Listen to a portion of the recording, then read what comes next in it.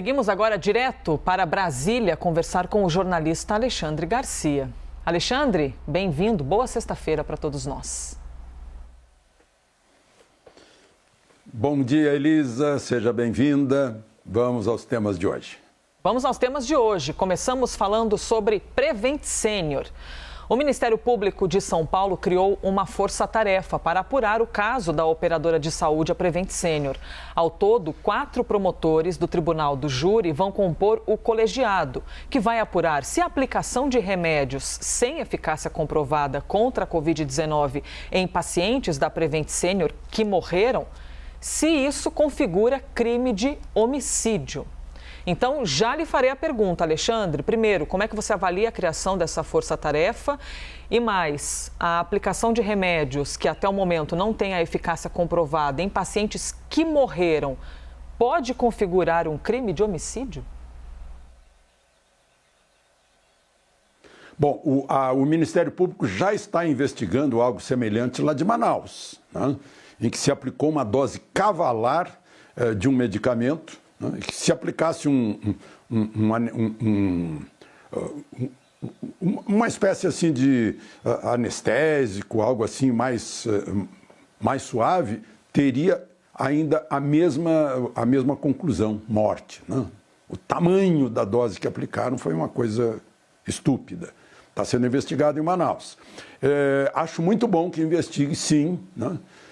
Porque há um princípio de medicina que é seguido nesses casos, a Declaração de Helsinki, é de 1964, foi confirmada várias vezes pela Associação Médica Mundial, né?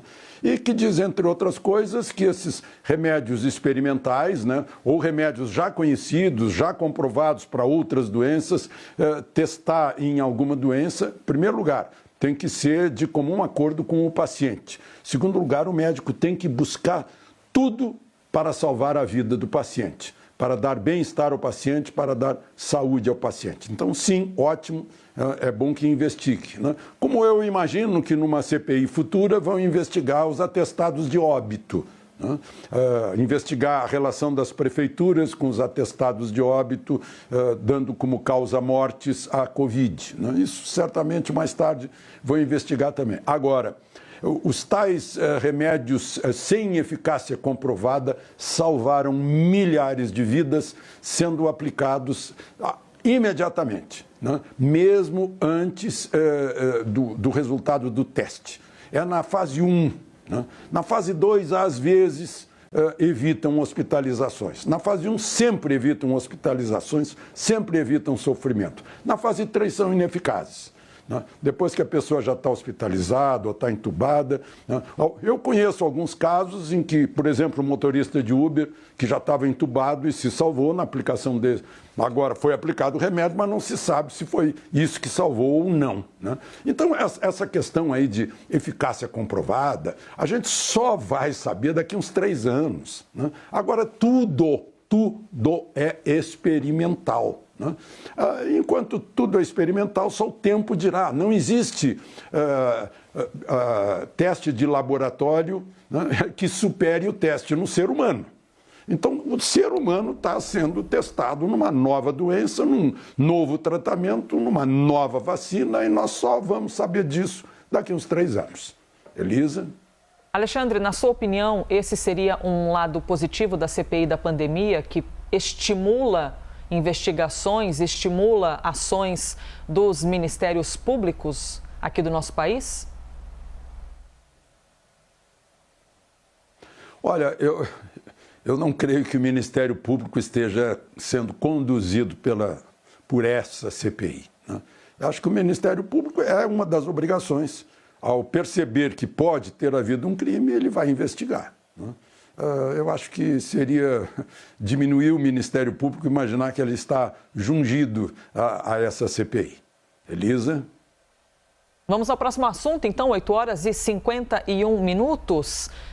Adolescentes e vacina contra a Covid-19. E por que a gente está trazendo esse assunto para cá? Porque é bastante importante. Primeiro, havia uma determinação para tal público-alvo que deveria receber a vacina contra a Covid-19. Na semana passada, vocês viram aqui conosco que o Ministério da Saúde adotou uma nova recomendação. Falou, parem as máquinas. Por enquanto, a aplicação é só para adolescentes que tenham, por exemplo, comorbidade. Mas agora, o Ministério da Saúde voltou atrás e voltou a recomendar a vacinação após a Anvisa concluir que aquele caso da adolescente de 16 anos que morreu no interior do estado de São Paulo não tem qualquer relação com a vacina que ela recebeu uma semana antes de morrer. O secretário executivo da pasta da Saúde, Rodrigo Cruz, afirmou à CNN que os pais devem levar seus filhos para tomar a vacina e que o imunizante da Pfizer é seguro para os jovens. Mais de 20 estados brasileiros mantiveram a vacinação contra a Covid-19 em adolescentes que não tenham comorbidades, mesmo após o Ministério da Saúde ter recomendado a suspensão da imunização deste grupo. Alexandre, como você avalia então esse recuo, esse voltar atrás do Ministério da Saúde sobre a vacinação de adolescentes e mais? Na sua opinião, essa atitude revela que houve alguma precipitação por parte da pasta ao suspender a imunização nos jovens? Não. Houve cautela, né? Houve cautela. Tanto é que informa-se que não foi a vacina, mas não se diz o que foi. Que evento ocorreu com essa menina, né, de 16 anos? Que outro evento ocorreu com ela que causou a morte? Trombocitose, né, uma coisa assim. Bom, em primeiro lugar. Segundo lugar, tornou-se inócua a decisão do Ministério da Saúde depois que o ministro Lewandowski confirmou que governadores e prefeitos é que administram a pandemia nesse caso, né? Governadores e prefeitos é que têm o poder de decidir a idade de quem vai ser vacinado, e não o Ministério da Saúde, e não o governo federal. Então, tornou-se inócua a decisão do Ministério da Saúde, né? Agora, a Pfizer, todo mundo sabe, né? Não se responsabiliza. Tiveram que fazer uma lei para o governo federal poder suprir a responsabilidade. Eu pergunto se o secretário de Saúde se responsabiliza por escrito de danos morais, indenizações, etc. Não? Isso é outra questão. Agora, olha só os mistérios. Todo mundo sabe que Israel se destacou na vacina, né? Israel hoje está com 63% da população totalmente vacinada, em geral, com a Pfizer. Já está dando a terceira dose. O Brasil está com 40%, 39,4%, está com 40% da população totalmente vacinada. Agora, olhem o Worldometer, né? Está lá, está acessível para todo mundo.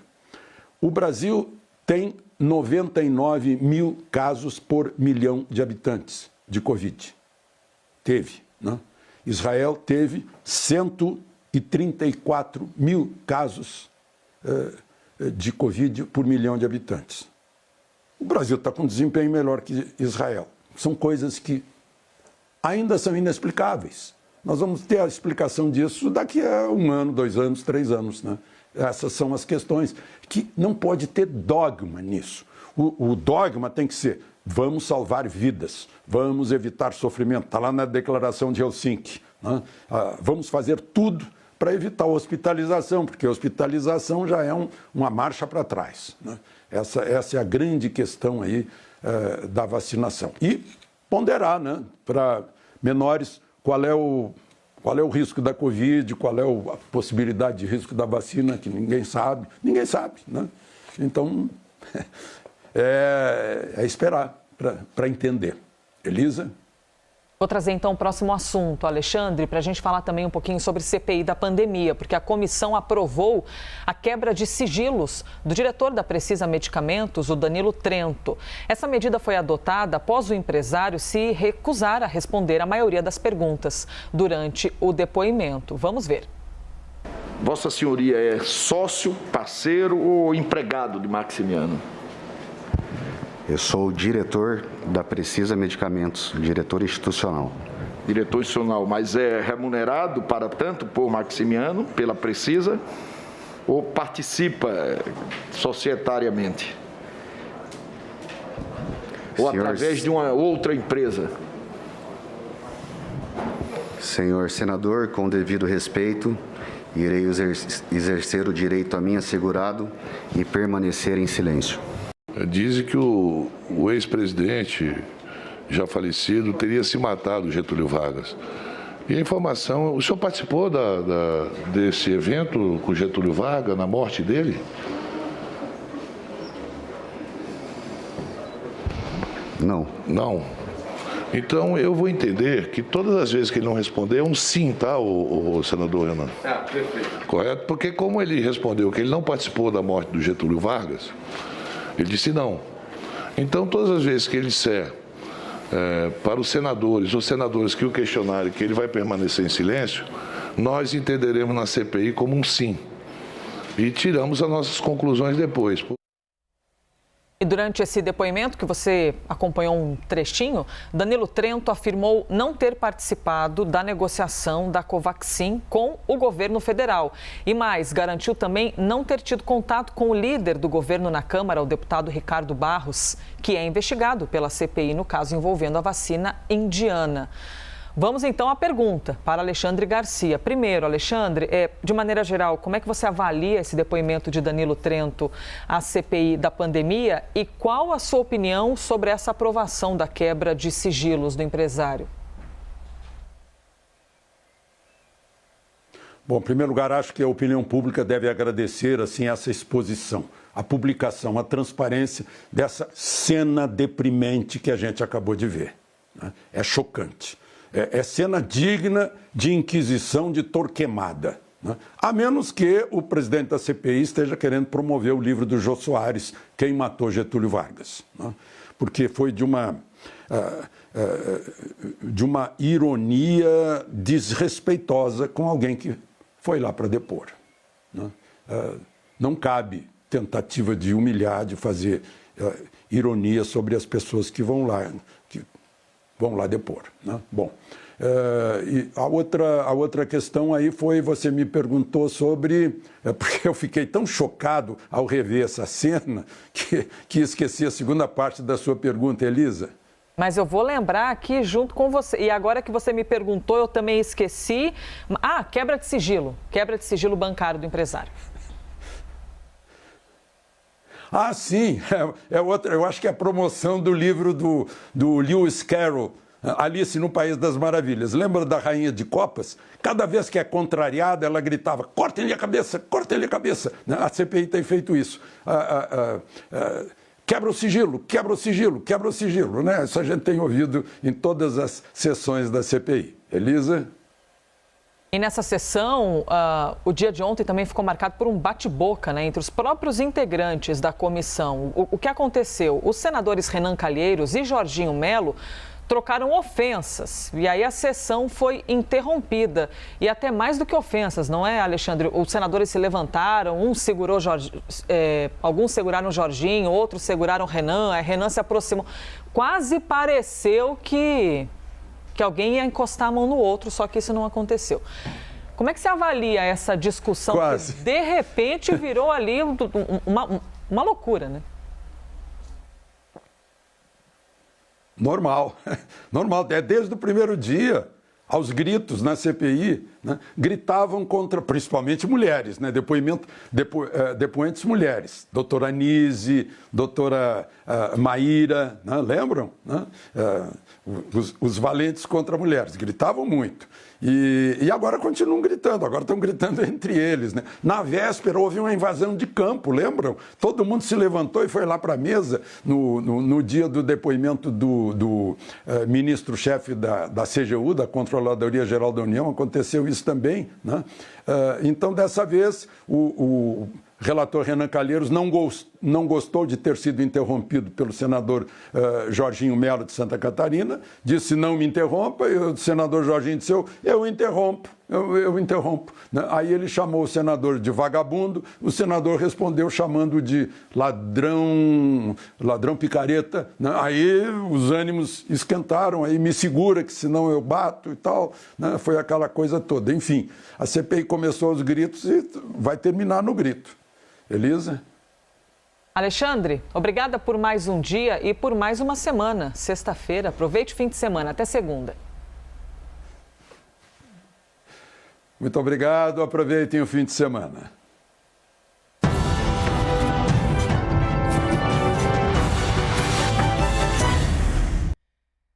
Reitero sempre para vocês que nos acompanham que as opiniões emitidas pelos comentaristas do quadro não refletem necessariamente a posição da CNN.